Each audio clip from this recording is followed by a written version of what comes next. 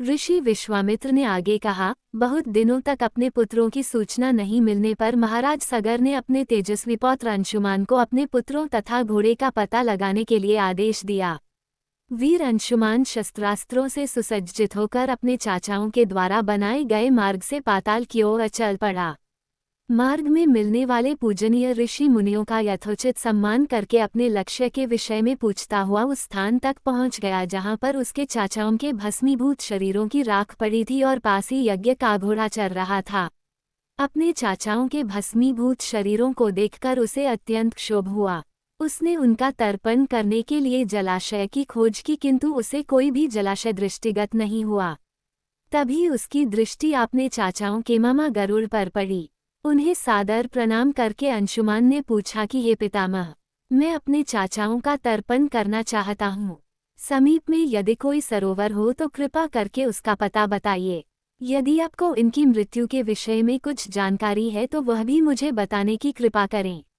गरुड़ जी ने बताया कि किस प्रकार से इंद्र ने घोड़े को चुरा कर कपिल मुनि के पास छोड़ दिया था और उसके चाचाओं ने कपिल मुनि के साथ उद्दंड व्यवहार किया था, जिसके कारण कपिल मुनि ने उन सबको भस्म कर दिया।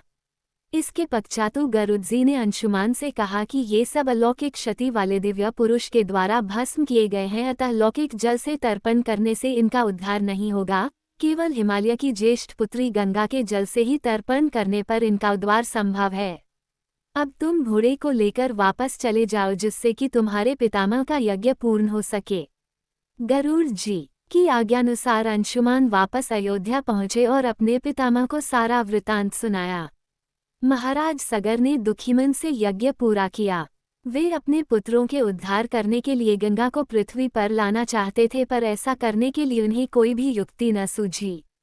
थोड़ा रुककर ऋषि विश्वामित्र कहा, महाराज सगर के देहांत के पश्चात अंशुमान बड़ी न्यायप्रियता के साथ शासन करने लगे। अंशुमान के परम प्रतापी पुत्र दिलीप हुए। दिलीप के वयस्क हो जाने पर अंशुमान दिलीप को राज्य का भार सौंपकर हिमालय की कंदराओं में जाकर गंगा को प्रसन्न करने के लिए तपस्या करने लगे, किंतु उन्हें सफलता नहीं प्राप्त हो पाए और वे स्वर्ग सिधार गए। इधर जब राजा दिलीप का धर्मनिष्ठ पुत्र भागीरथ बड़ा हुआ तो उसे राज्य का भार सौंपकर दिलीप भी गंगा को पृथ्वी पर लाने के लिए तपस्या करने चले गए, पर उन्हें भी सफलता नहीं मिली। भागीरथ बड़े प्रजावत्सल नरेश थे, किंतु उनकी कोई संतान नहीं हुई।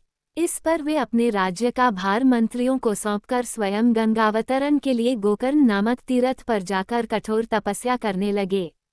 उनकी अभूतपूर्व तपस्या से प्रसन्न होकर ब्रह्मा जी ने उन्हें वर मांगने के लिए कहा।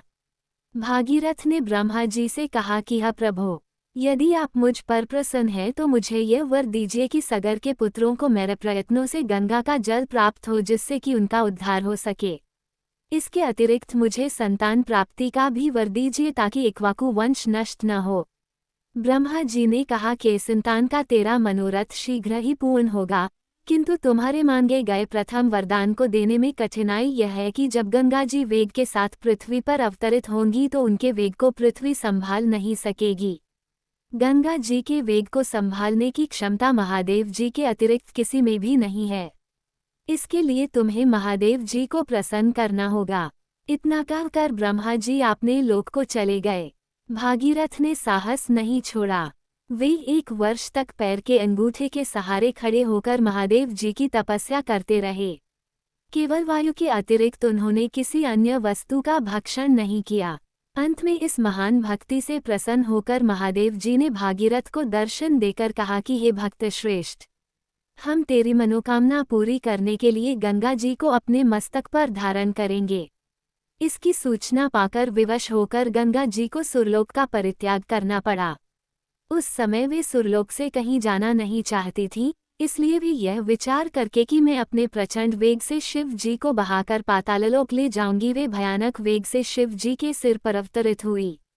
गंगा का यह अहंकार महादेव जी से छुपान रहा। महादेव जी ने गंगा की वेगवती धाराओं को अपने जटाजूट में उलझा लिया। गंगा जी अपने समस्त प्रयत्नों के बाद भी महादेव जी के जटाओं से बाहर न निकल सकीं। गंगा जी को इस प्रकार शिव जी की जटाओं में विलीन होते देख भागीरथ ने फिर शंकर जी की तपस्या की। भागीरथ के इस तपस्या से प्रसन्न होकर भगवान शंकर ने गंगा जी को हिमालय पर्वत पर स्थित बिंदुसर में छोड़ा। छूटते ही गंगा जी 7 धाराओं में बट गई।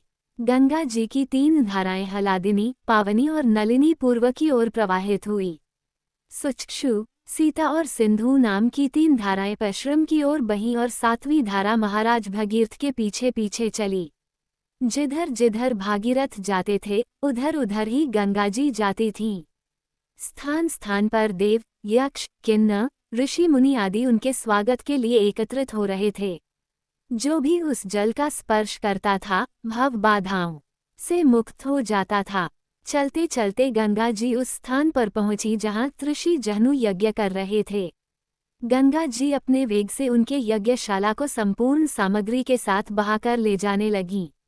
इससे ऋषि को बहुत क्रोध आया और उन्होंने क्लाध होकर गंगा का सारा जल पी लिया। ये देखकर समस्त ऋषि मुनियों को बड़ा विस्मय हुआ और वे गंगा जी को मुक्त करने के लिए उनकी स्तुति करने लगे। उनकी स्तुति से प्रसन्न होकर जहनु ऋषि ने गंगा जी को अपने कानों से निकाल दिया और उन्हें अपनी पुत्री के रूप में स्वीकार कर लिया। तब से गंगा जाह्नवी कहलाने लगी। इसके पश्चात वे भागीरथ के पीछे चलते चलते समुद्र तक पहुंच गई और वहां से सगर के पुत्रों का उद्धार करने के लिए रसातल में चली गई।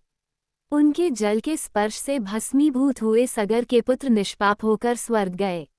उस दिन से गंगा के 3 नाम हुए, त्रिपथगा, जाह्नवी और भागीरथी। हे रामचंद्र, कपिल आश्रम में गंगा जी के पहुंचने के पश्चात ब्रह्मा जी ने प्रसन्न होकर भागीरथ को वरदान दिया कि तेरे पुण्य के प्रताप से प्राप्त इस गंगाजल से जो भी मनुष्य स्नान करेगा या इसका पान करेगा वह सब प्रकार के दुखों से रहित होकर अंत में स्वर्ग को प्रस्थान करेगा। जब तक पृथ्वीमंडल में गंगा जी प्रवाहित होती रहेंगी तब तक उसका नाम भागीरथी कहलाएगा और संपूर्ण भूमंडल में तेरी कीर्ति अक्षुण्ण रूप से फैलती रहेगी। सभी लोग श्रद्धा के साथ तेरा स्मरण करेंगे। ये कहकर ब्रह्मा जी अपने लोक को लौट गए। भागीरथ ने पुनः अपने पितरों को जलांजलि दी। कथा समाप्त होने पर वे सब विश्राम करने चले गए।